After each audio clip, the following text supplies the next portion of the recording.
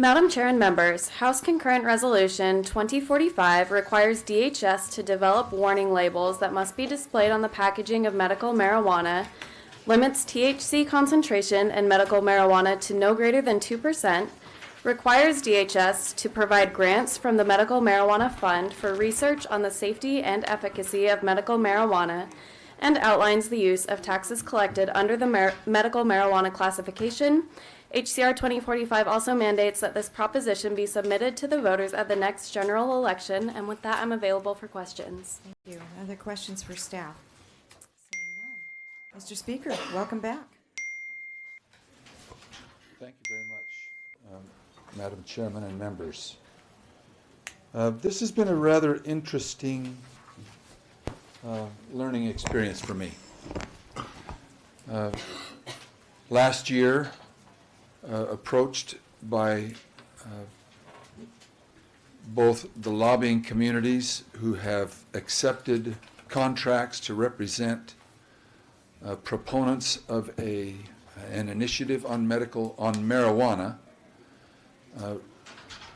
and being a party to discussions on several different occasions with different groups within that wide umbrella of those trying to convince that this is an adult consumable, that it is not habit forming, that it is not a gateway drug, and yet at the same time wanting to make sure that the current profession and medical marijuana industry was protected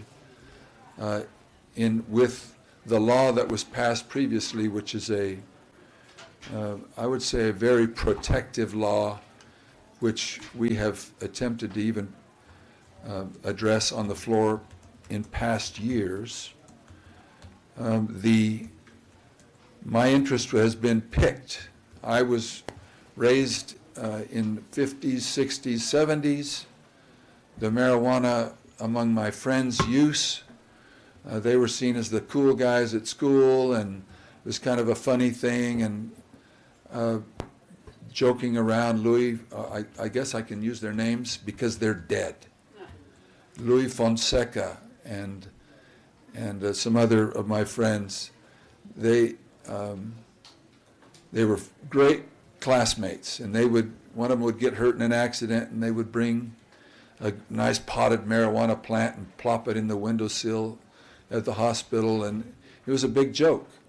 We were told that it was basically harmless. You got a little high.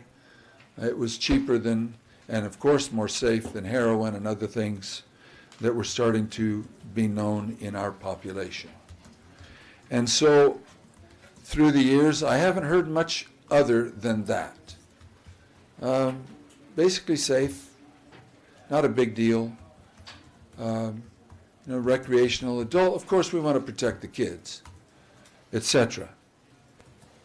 Well, the discussion with these individuals and the business model, a very protected business model that is bringing hundreds of thousands of dollars monthly into the distribution centers in our state, talking to people inside that industry, and then having the discussions with others since then, and then reading this book, Tell Your Children the Truth About Marijuana, Mental Illness, and Violence, by Alec Berenson, who is a New York Times reporter, 12 years. He has his own credentials. His wife is the chief clinical psychiatrist of the largest New York mental institution, a health institution, and her telling him over the years, Alex, you ought to read up on this stuff. I'm having more cases all the time of individuals doing horrendous violence, and chiefly under the influence of marijuana. And he would say, I've heard the drill, it's all safe, there's no, that's all made up by the government or others who don't want us to use marijuana, et cetera, et cetera. So I read and we heard him speak at Not My Kid, a group here in town that's trying to also inform parents to talk to their children more about the use of these things. And so I read the book. And while North America is the highest use area of marijuana in the world, it is also the least studied, where we have the least amount of studies. Now, there are lots of studies, but we have embraced, chiefly because of the efforts of the proponents of, first, we'll call it medical marijuana, which I think is a gateway to full-blown recreational marijuana. But for those who bypass, are looking beyond any medical benefits to limited populations of CBD, we're talking about cannabis, not CBD. And the overall benefits to populations that far outweighs any concerns about health, etc., to children and or adults. And that has been kind of the embraced approach to marijuana by media and by a well-funded and entrenched campaign to keep that cover on it. But that's why I'm asking you, just read the book. We shouldn't be afraid. But when I read it, and now the increasing number of studies, both in the 60s, 70s, 80s, 90s, now into the age of medical marijuana embracement by many states, including ours, and how the curve is starting to go. And you can read the percentages of increase in violence, violent violence, not just somebody punching in the face, but very horrendous insanity violence in families, in individuals, the hyper increase in THC in the products of our time, especially beyond the smokable methods into the edible methods of ingesting THC, and not everybody's it. Not everybody gets it. It's like saying, you know, alcohol, not everybody's going to be an alcoholic if they use alcohol. That's true. But a lot of people are. And what happens to them? And it's like that with marijuana. Not everybody's going to become paranoid schizophrenic and act out violently, but a lot of people are. And I hear this is wonderful. I would just ask you, read the book from the increasing numbers of national investigations of the effects, both short-term and especially 6, 7, 8 years into these, where we see spiking in horrendous crimes, murders, child abuse, traffic accidents in our surrounding states that have now a history of open recreational use, but also have the medical use. Now, there's a lot of people here who have medical use. I believe it. I believe it. There are some limited benefits to different applications of the chemicals that are within marijuana. But the data does not show as yet that there is a very, very strong correlation. But there are individuals who have received benefit. I'm not asking that medical marijuana be taken away.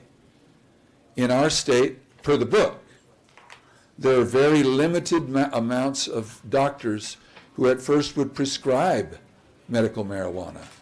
Chiefly 3 or 4 groups in the homeopathic arena had been more responsible for providing what would you call your card or some justification to receive a card, etc. But I would like us to take the time, to make sure that these things are on a package so that. Madam Chair, Please. we have people over here holding props up. I don't appreciate that. If they want to speak later, I think that's fine, but it's just one of those things where, Thank you for pointing that out, Representative. That's not appropriate. thank you. I'm sorry, but we have a decorum that we try to keep, and, all right, thank you. Yes, and there will be time for testimony. Thank you. And so, it is a fact that in my early days, which was, me and George Washington crossing the Delaware, but long ago, the amount of THC in the marijuana of that time was less than 1%, typically around 0.5%. Now those percentages are easily upwards, in many products of upwards of 20 to 25% and above, in the leaf and ingestible forms, by smoking, etc., and higher than that in edibles. And I'm not getting into the gummy bear thing and all that, but edibles, where you can, and the lack of instruction for an adult in some cases, where they have never used it before and have ingested high dosage THC consumables for pain, and have, in increasing numbers, there we see horrific crimes occurring. So that's why this was made, so that we would have, like we do on cigarettes and many other products, a warning label where you could reference if you had an interest. Many who smoke cigarettes don't worry about what it says on the package. I get that. Many may not worry about what's on the package here. But I think that it's worthwhile for us to study it more profoundly and to have some warning labels, etc., and to get into the real research instead of into the research of the press. Thank you, And that's Mr. why I Speaker. brought this bill to you. Thank you. We'll look forward to some testimony and brief questions for the speaker. Yes, Madam Chair. Mr. Speaker, at this point, everything we hear about what's going on the ballot does not mention THC content. Would this be, if we pass it, the first of what we hope would be many indications of THC content, the problems with that which is being ingested? Madam Chairman, Mr. Vice Chair, it may be that our studies show that it's the wonder drug of all time. I'm not afraid of a bona fide study. What I see in the studies that have been done lead me to believe that that will not be the outcome. But at least we would be using the monies that are available now to actually study the product that we're selling and that is readily available. My students would talk about having an uncle or an aunt with a card and that they were readily supplied, which is illegal, of course, and it's not something we're proposing or even is addressed. But the studies, we shouldn't be afraid of the study. Thank you, Mr. Chair. Thank you, Madam Chairman. Thank you very much. We're going to invite testimony. We'll provide 1 minute, which we timed. We'll start with Brandy Williams. And then on deck, Sean Simpson. And Errol Gouvenos. Brandy. Please. This isn't I the will time, give- excuse me, this isn't the time and place for clapping and applause. Sorry, we're going to have to be strict on that. Welcome to committee. Madam Chair, I will give 15-second warnings if that's acceptable. Great, thank you. Thank you, Chairwoman and members. Please state your name for the record and speak right into the mic. We have a lot of sound that's because of people going in and out that's making it difficult to hear, so move close to the mic. Thank you for the pointers. Sure. My name is Brandy Williams, for the record. I am a mother of a 9-year-old boy with severe autism, encephalopathy, which is brain inflammation, severe gastrointestinal disorders, as well as seizures. We got my son a card when he was 5 years old, and my son takes oil that's 50% THC. There are a lot of studies on, kids taking Marinol, which is only THC. When you have all of the constituents out of the plant, it dilutes the effects of THC. There's a lot of data that shows kids 15 with seconds. autism are not creating anandamide, and anandamide is identical to THC, so they need to be supplemented. Their tolerance to THC is a lot different than a neurodeveloping individual. Time. So, thank you. Thank you. Representative Powers Hanley. Thank you, Madam Chair, and thank you for coming, Brandy. And so you said that your son had severe autism and also seizures? Is that what, did I hear that right? Yes, that's what he qualified on. Okay, and so I wanted to know, so I've seen videos on the internet of people who have had seizures and have had dramatic relief from the seizures because of THC oil, and I was wondering if that's the case with your son. Yes, we tried Brandy, CB. through the chair. Oh, sorry. I know, it's Chairwoman. kind of protocol. I don't know the word. So you say, Madam Chair. Madam Chair. Representative Powers Hanley, and then you speak. Madam Chair, Representative Powers Hanley. Yes, we did trial a lot of different CBD products and we saw absolutely no relief. And there are studies that are showing that the synergistic effects of all the cannabinoids and terpenes and flavonoids are very beneficial. The endocannabinoid system has the ability to upregulate and downregulate what it needs to, and each cannabinoid reacts on the receptor system in a different way. All right, thank you. Representative Allen. Madam Chair, and I'm sorry, I didn't catch your name. My name is Brandy Williams. Mrs. Williams. I'm confused. Are you supporting the bill? Because what the speaker said has nothing to do with your circumstance right now, does it? Brandy. Madam Chair, Member Allen. That's fine. Okay. Hey, you. So it would impact my son. If I could not get the THC levels that I needed for my son, I would go to the black market. There's no doubt about it. I will not take this away from him. And you guys, I spend over $1,200 a month and I pay taxes on that medicine. And I would not take this away from my son. Madam Chair, And Mr. Allen. Madam Chair, my understanding of the bill is just going to study it and then have to label it. And I think to both your points, there is a limit on the THC levels. However, there is a bill coming up that's going to allow children with autism treatment through THC. So I'm not sure if that rectifies that issue. Representative Powers Hanley. Yeah. So I had a clarification question, I guess, because if he's taking 30 milligrams of THC and the bill is going to limit it to 3, that's dramatically lower than what is having a positive impact on her son. Thank you. Representative Butler. And just to clarify, I think, so this bill is referring this to the ballot with a 2%, I think, limit. And so if it's referring this to the ballot, and then if, for this child's case, for example, this would be voter protected now, so that 2% would be Arizona's rule. It would be voter protected. It would be impossible to do anything else because it would take a 2/3 majority to change it if this were to pass at the ballot. So this is enshrining this number into our forever, basically, because we'll never be able to pass it. And so that's important to understand what this bill means, is that it's moving it to the ballot to enshrine it forever, basically. Thank you. Thank you for your All right, testimony. Thank you, members. Sean Simpson. Is Sean here? That's my husband. He had to go to the car with my son. Thank you. Errol Gouvenaus, and then Michael Weiser after that.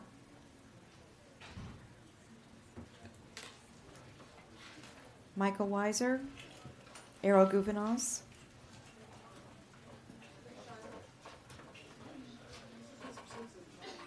Mr. Simpson.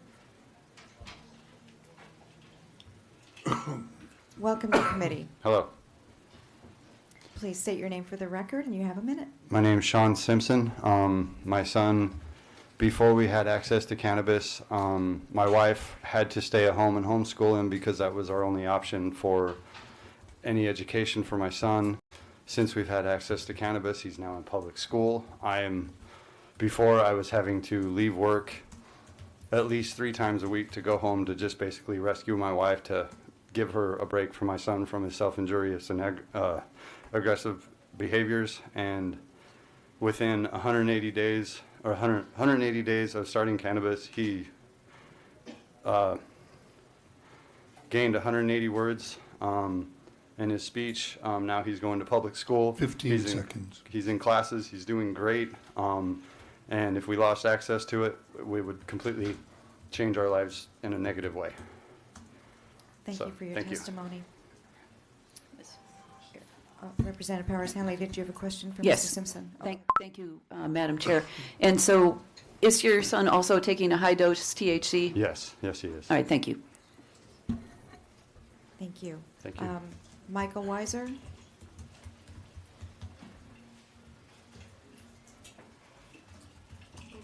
Then Errol Gouvenauz after that. Welcome to committee. Thank you, Speaker. My name is Michael Weiser. I am the State Director of the Arizona chapter of NORML, which is the National Organization for the Reform of Marijuana Laws. I'm here today representing myself.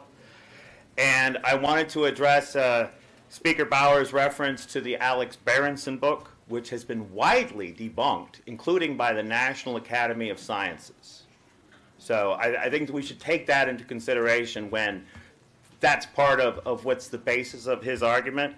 The internationally renowned Drug Policy Alliance exactly refutes several of Speaker Bauer's claims, including that violence is up in states where there's been legalization, that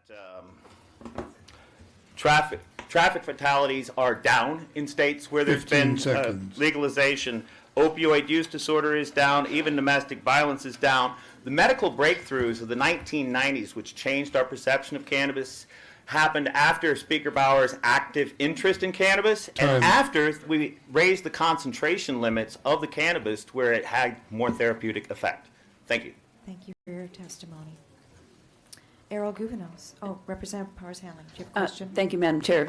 Thank you, Mr. Weiser, for coming. And so, Mr. Bauer's bill would limit the amount of THC to 2%. 2%. Yes. And so, is there any scientific research behind that this is a safe dose versus 30 milligrams is not a safe dose? Not that I'm Mr. aware Weiser. of. Sorry. Madam Speaker, Representative Powers Hanley, not that I'm aware of. I am not a scientist. I do know that Dr. Sue Sisley is here this morning and could provide more information on that. She has, in fact, been a researcher on the effective levels of THC. All right, thank you. Thank you. Thank you. Is Mr. Gouvenauz here? If not, William Trout, and then Brittany Dial.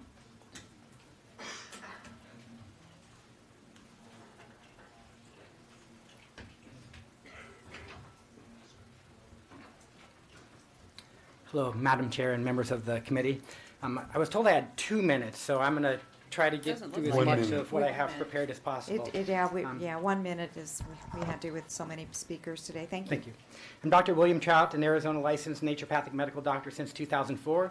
I've served as a dispensary medical director for over 7 years since the beginning of the Arizona Medical Marijuana Act's dispensary program, and I'm very concerned and adamantly opposed to HCR 2045.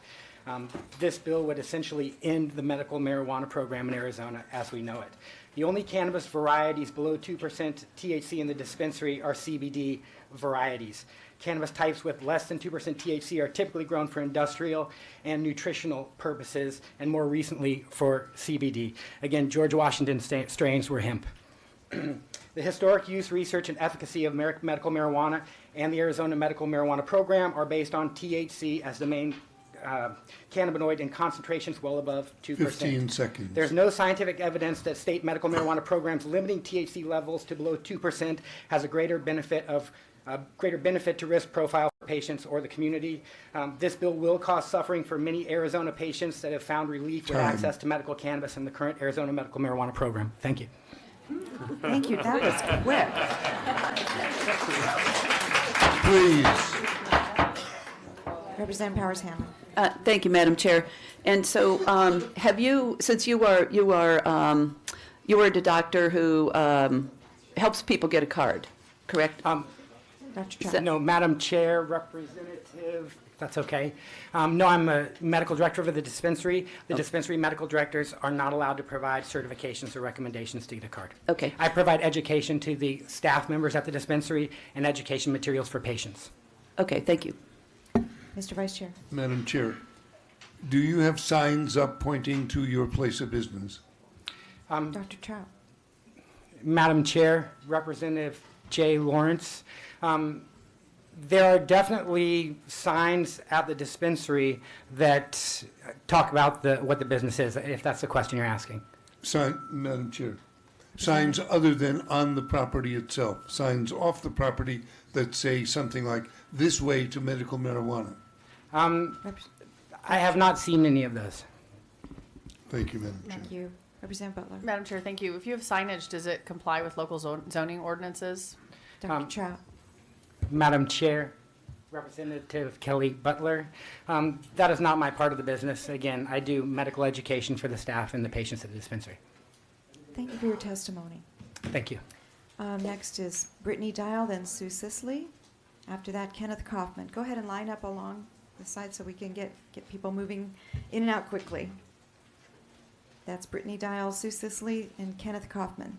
Welcome to committee. Good morning, Madam Chairman and members of the committee. My name is Brittany Dial. I'm the promotions director for Pure Earth Concentrates. And real quick, we produce all products that are well above 2% THC. I myself personally am a patient. I've been a patient since April of 2017. Prior to that, I was in the military from 2005 to 2009. I suffer from PTSD. I'm a victim of rape, child abuse, molestation, and domestic violence. I decided to not take all of the prescription drugs that the VA hospital wanted me to take. There were 6 of them, 3 uppers for the day to get through and 3 uppers for night. That is what you call ghosting a patient. I did not want my brain to be chemically induced that way. I found true relief for the first time, April of 2017, through a vaping cartridge. 15 seconds. And through that vaping cartridge, it finally gave me hope and confidence that I was able to alleviate suicidal ideations, be a better mother, and be a better professional. We should be focused more on educating patients on how to consume higher amounts of THC, not trying to limit it. Thank you. Please, Ladies and gentlemen. we're not going to be able to do that. I'm sorry. Please no clapping in the hearing room. Representative Powers Handler. Thank you, Madam Chair. And so I'm not sure if I heard you properly. You said that you are making THC products now? Madam Chair, Representative, sorry, I couldn't read your name. That's okay. Yes, so the company I work for is a concentrate company. We produce vaping cartridges and Rick Simpson oil, which is widely known amongst patients who treat higher level ailments such as cancer, high pain management. Myself, I have chronic pain. So RSO is actually what relieves me for my PTSD and pain management. So, Madam Chair and Ms. Dial, so would this bill put you out of business? Madam Chair, Representative, yes, it would. Thank you. Mr. Vice Chair. Madam Chair, as a veteran, I thank you for your service. Thank you. You're very welcome.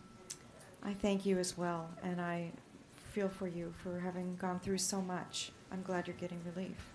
I appreciate that, and I definitely want the other patients who need more than 2% THC to have the same relief I do. Thank you for your testimony. You're welcome. Sue Sisley, then Kenneth Kaufman. Is Sue here?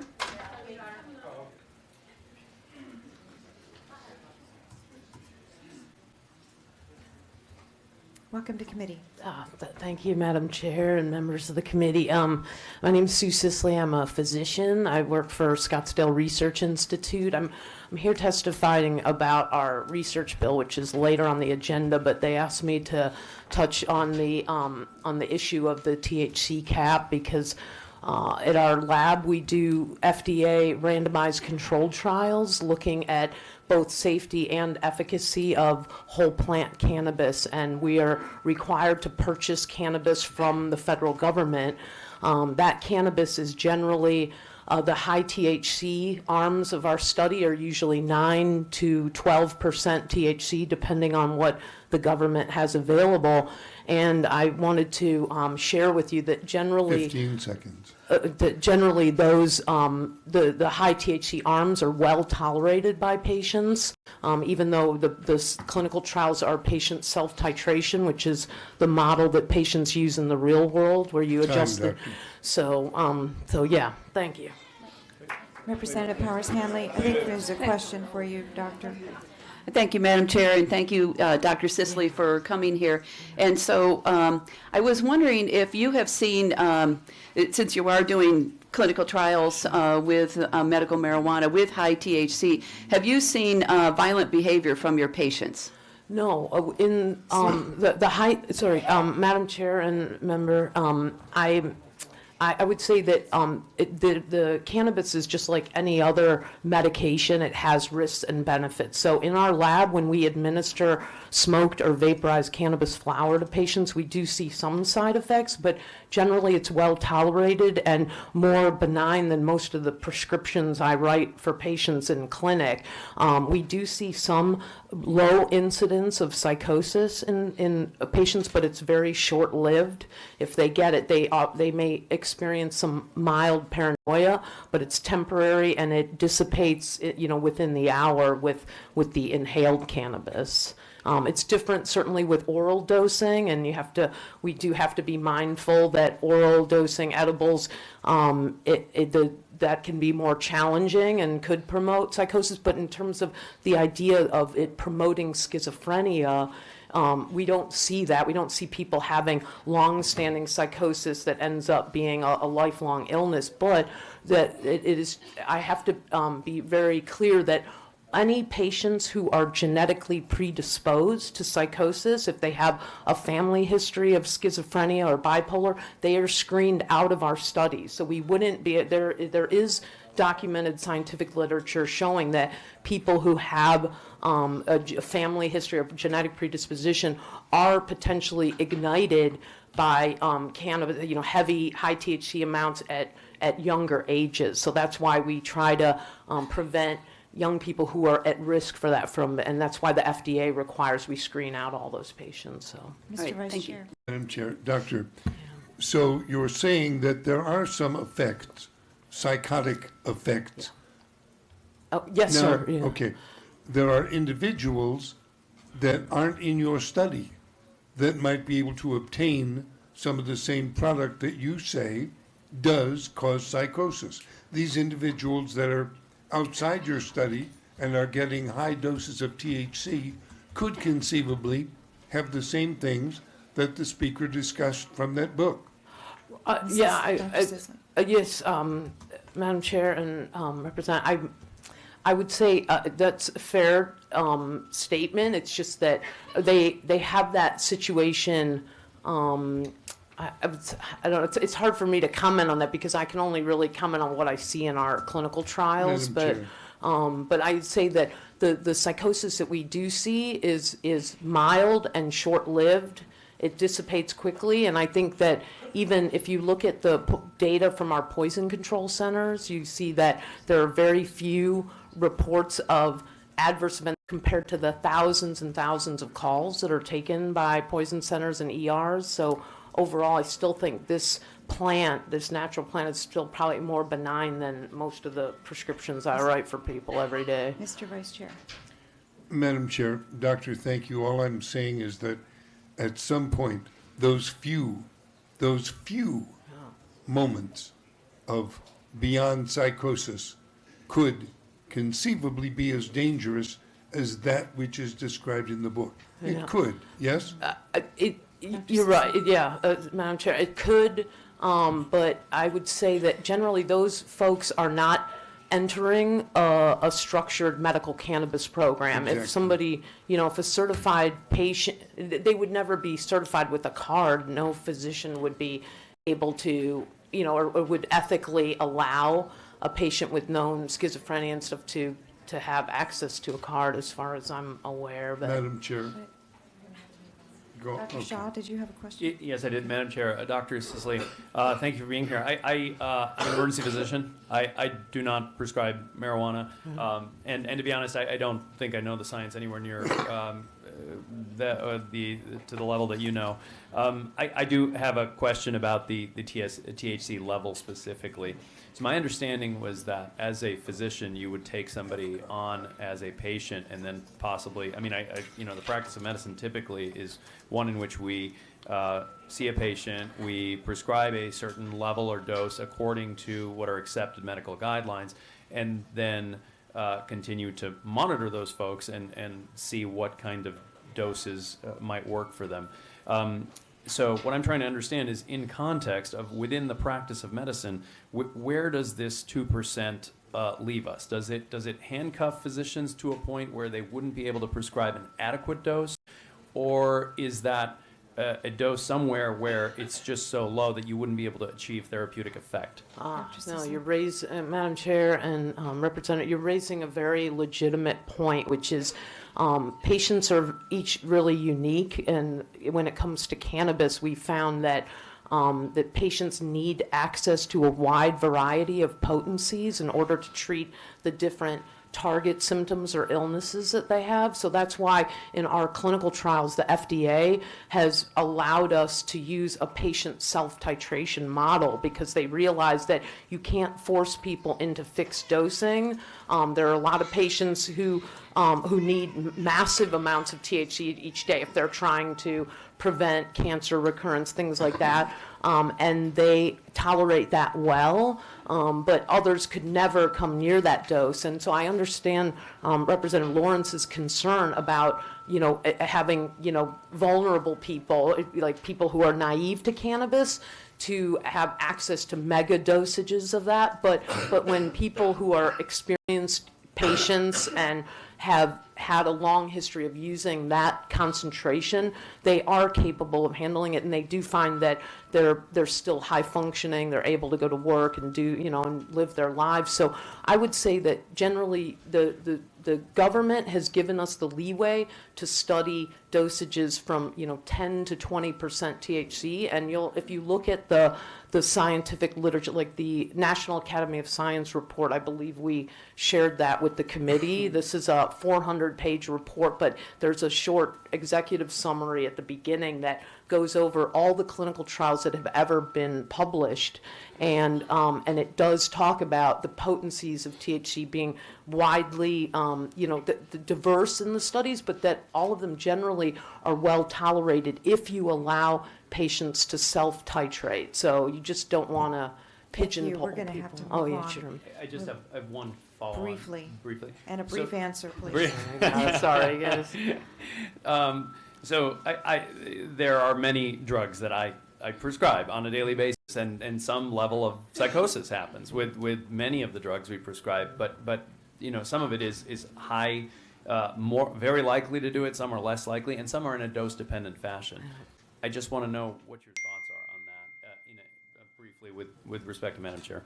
Yeah, that's very true. I mean, I view this as just another tool in the toolbox for physicians. I'm not a cannabis doctor. I don't, this isn't part of my internal medicine practice, but it's when we are viewing patients using this in the lab, I'm observing people generally having favorable responses to the cannabis with even low dosages, but there are patients who need much more, and that's why we want to give patients the flexibility and maintain the current system that allows patients patients need, when they're sick and debilitated, they need access to options, and we don't want to force people into the lowest dose and then have them be struggling and suffering all the time. Thank you. Thank you. Kenneth Kaufman. And then on deck is Taylor Knobloch. Welcome Good day, to the Madam meeting. Chairwoman, representatives. My name's Kenneth Kaufman. I'm a 34-year life insurance agent and a 3-year medical marijuana patient. I was approached by the Arizona Dispensary Association to speak for my 1 minute as a card holder and how I feel this bill will affect me. I'll cut right to the point since I don't have a lot of time. If we make THC products capped at 3%, we're basically making marijuana hemp, okay? It's going to do nothing for nobody. Okay, I had my first marijuana joint in 1974, 46 years ago. I'm proud to say. Okay, it's led to no gateway drugs whatsoever. Okay, I have 3 businesses. I'm 15 successful. seconds. Okay, in closing, I'd like to say this is 2020. I'm sitting there hearing things from certain people that make it seem like it's 1920. And folks, that's not okay. Thank you very much. Representative Powers Hammond. Whoop, don't run away. Thank you, Madam Chair. Sorry, I get a little emotional. Thank you, Madam Chair, and thank you, Mr. Kaufman. Thank And you. so by arbitrarily lowering the amount of THC to 2%, do you think that people like yourself would then turn to the black market? I thank you for that question, Representative, because that was really going to be the major thrust of what I had to say and not the byproducts of my comments that took my emotions, okay? But I think I speak on behalf of the majority of the people here. Yes, you have 250,000 or so cardholders right now. There's got to be, in this population of 6 million, close to 3 million people smoking. What does it tell you? Black market. California's legal with rec, black market's exploding. You'll lose tax revenue, it's going to be a losing proposition, folks. I'll leave that to the pros to debate. I'm a card holder. I will go to the black market. I have medical issues. The high dose is what helps. Thank you for your time. Thank you. Thank you. Mr. Allen. I also want to point out, the witness is also saying he's been smoking a long time. You know, this is the kind of thing I think needs more scrutiny. Thank you. Thank you. I think that's... Next up is Said he's doing it from the 90s, he's yelling at me. Taylor Knobloch. Right. Welcome to committee. Hi, my name is Taylor Knobloch. I basically go around Arizona and talk to patients. I work for one of the largest grow facilities and extraction labs in Arizona. We provide everything from flour, cartridges, concentrates, Rick Simpson oil, like Brittany was saying. That's one of the most potent forms of marijuana, and that is what I've seen make huge changes in people's lives. That's nowhere near 2%. THC, for me, myself, that saved me from getting a hysterectomy a year ago. I'm about to be 26. I shouldn't have to have a hysterectomy, and I don't have to now, thanks to cannabis. I just received a message the other morning from someone who's been sick with cancer for years now. She did a 90-day RSO treatment, and now she's completely cancer-free. Her test just came back normal, and for you guys to try to limit it to a 2% is going to be a huge 15 disservice. It's going to be a huge disservice. We should be funding more into clinical trials and seeing how this can really help out people. By eliminating it to a 2%, you'll be creating people going back to pharmaceuticals and addicts and kind of Time. going back. Thank you for your testimony. Mr. Speaker, would you like to follow up with any last-minute questions or comments? Thank you, Taylor. Just to the committee.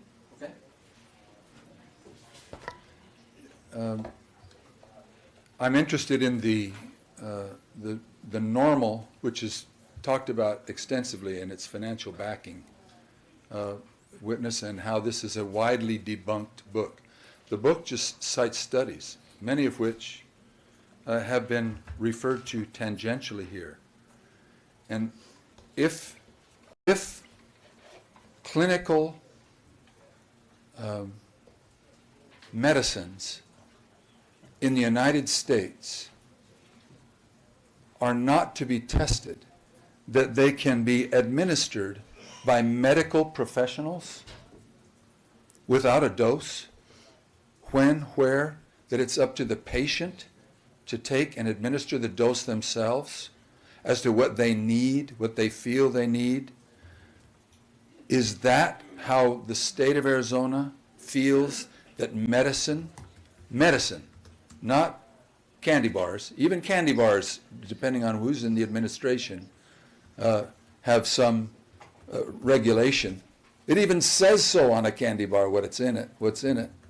But we are willing to say that we can. I hear children. I've had references. I've talked to people who have used products and with children having. I want to use the word fit, but it's not. Who are going through a seizure. Thank you, and administered oils under their tongue and immediately had an effect. I said to the committee, I don't doubt it. There will be benefits that we could find by testing. If the problem is the dosage, if I challenge you, Representative, you read this and you tell me that this is debunked. They're not making a statement about how the National Institute of Mental Health, the British Journals of Psychiatry, all over the world. He's just saying, here's what the studies say.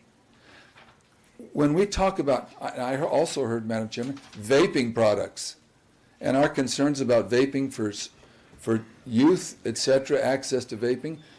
I just heard it. We're making vaping products for marijuana and its administration. And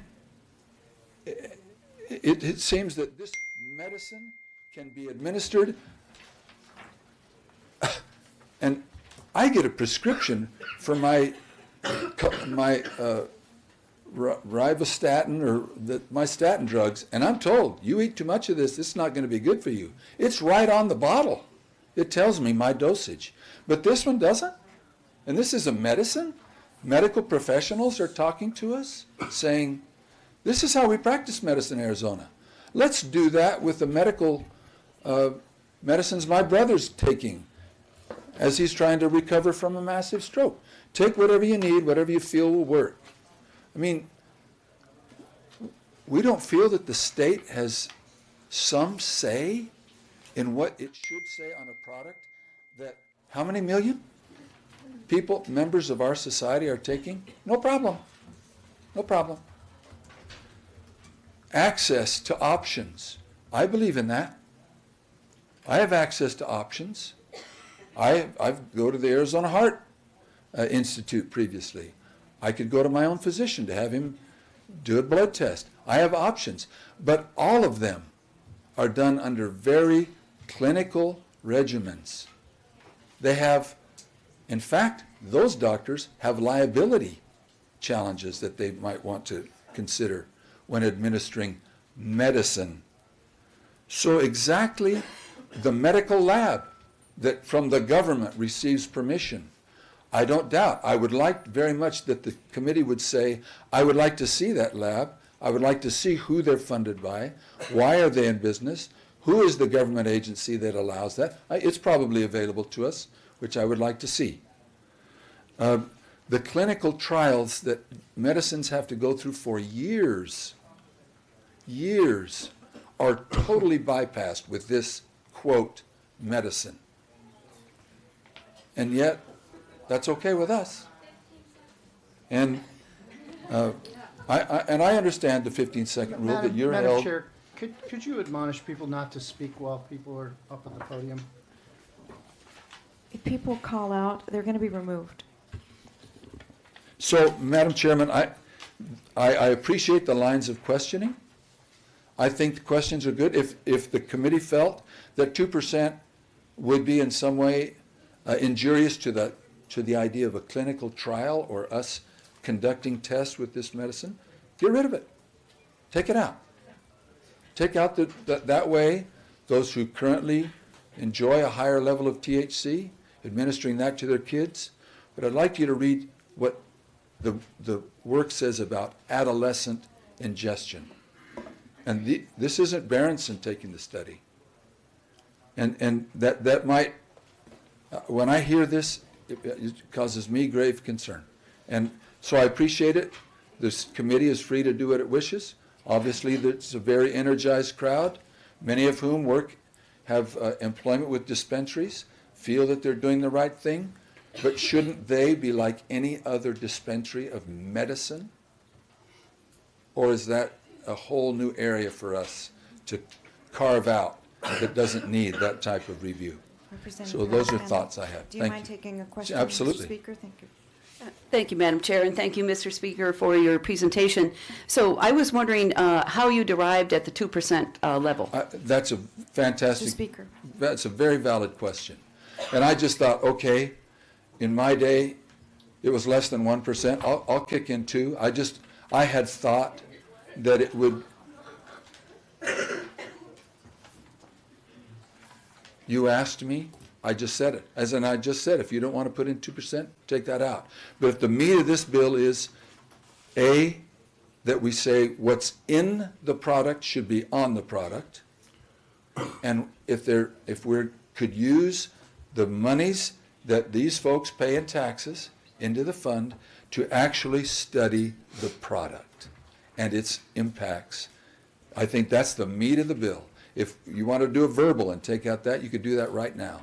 But the meat of the bill is, if this is a medicine, shouldn't the state of Arizona feel some duty to make sure that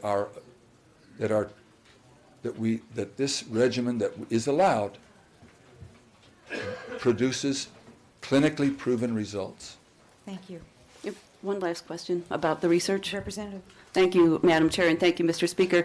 I was wondering if the Harvard study from 2014 is in that book. That's the study that said that states that had had medical marijuana for more than 5 years saw a 25% drop in deaths from opioids. I appreciate that. No, in this one it says the associated cannabis use for adolescents. And the baseline, one of the studies, you throw one, I'll throw one. It says British Journal of Psychiatry, March 2018, 6,534 participants. Finland, using cannabis more than 5 times, raised the risk of psychotic disorders almost 7-fold. After adjusting for parental psychosis and other variables, cannabis tripled the risk. Okay, there's a study. Throw me another one. I shouldn't act this way, but Exactly. the point is that there are studies, and the background of the studies, and who funded the studies, and all of those, I think, should at least try to inform us of our decisions. Thank you, Mr. Speaker. Mr. Vice Chair. Madam Chair, I move that HCR 2045 receive a due pass recommendation. Members, you've heard the motion. Is there any discussion? I would just like to throw out there that it seems the totality of the opposition is set on the 2% limit. And that's where the focus of the opposition is coming from. I think Mr. Speaker raises a fantastic point in the rest of the bill. And the point being that people need to understand what the dosages are when they're taking them, and more transparency is going to accomplish that. So, any other discussion before we vote? Thank you. Seeing none, Secretary, call the roll. Representative Allen? Aye. Representative Butler? No. Representative Griffin? Aye. Representative Hernandez? Not here. Representative Knapp? Representative Powers Hanley? May I explain my vote? Please. Yes, thank you, Madam Chair. And so I would just like to remind everybody that cannabis is a medicinal plant that has been used safely for centuries around the world and has never killed anybody. And even Dr. Cara Christ from the ADHS said that it was not associated with any deaths in the state of Arizona. And I think this bill is completely unnecessary, and with that I vote no. Representative Shaw? Madam Chair, may I explain my vote? Please. Thank you. I've got a few thoughts on this. First, I read through the various provisions. Yeah, the warning labels are good. I like that. Research is always good. We can always look into what it is a particular pharmaceutical product does. 3, as far as the TPT doesn't bother me all that much. As far as the points raised with regard to the dosage Excuse me, specifically. Dr. Shaw, we're not allowing cameras in from that point of view. Thank you very much. Please continue. So as far as the dosage is concerned, I am getting some feedback here, Madam Chair, but Turn the overall level down, it will help. the dosage issue, I understand that I mean, typically in my practice, we talk about dosages that are well studied. So there was a point that was brought up about what the dosage should be in a self-titration model, and are there issues with that? I also say that within the practice of medicine, we do leave a lot of that to the judgment of the physician. The treating physician should be aware of what dosage the patient is getting and then be able to titrate those as necessary and then keep a patient on an appropriate dosage. So I'd like to keep that within the realm of medicine. In my medical experience, this drug is benign. I think there are other drugs that we've seen out there that clearly produce a lot more psychosis. And ordinary pharmaceutical products, you know, if you read enough of the legalese on some of these medicines, you'll see a lot of them have psychosis listed as in there. So what I want to know is this producing psychosis at a level that is higher than an average drug? In my experience, is quite frankly no. There are other drugs like ketamine or some of these other ones that are out there, particularly PCP, which the level of psychosis is super high. But that's really not what I've kind of seen with marijuana through my practice. And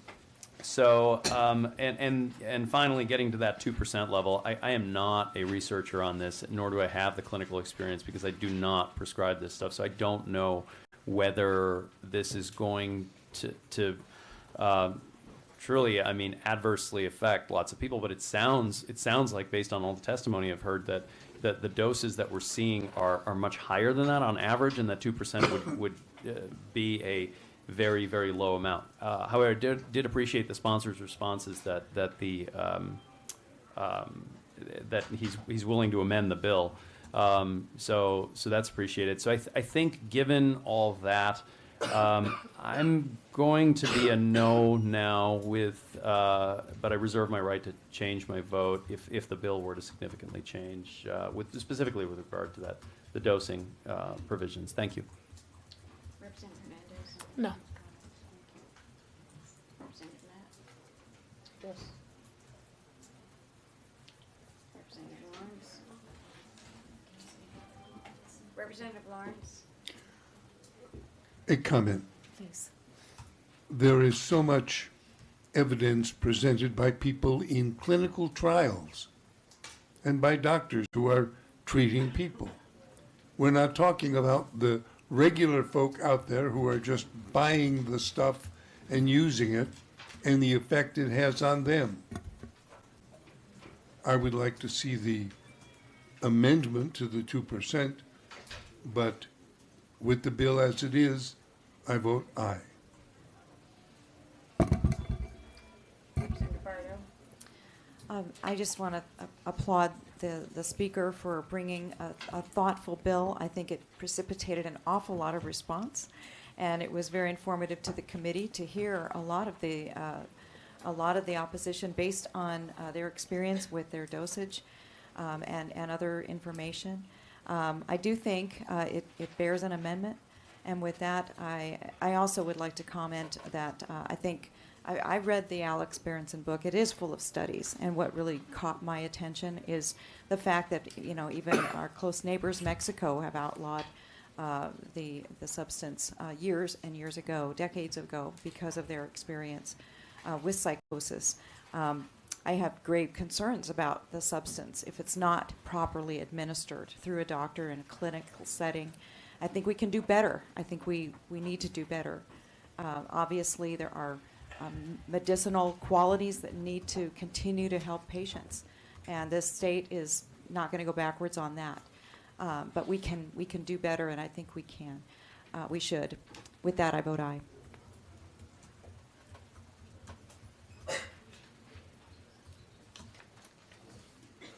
Members, by your vote of 5 ayes, 4 nays, 0 present, 0 absent, you've given HCR 2045 a due pass recommendation. Next, we will do the mental health parity bill.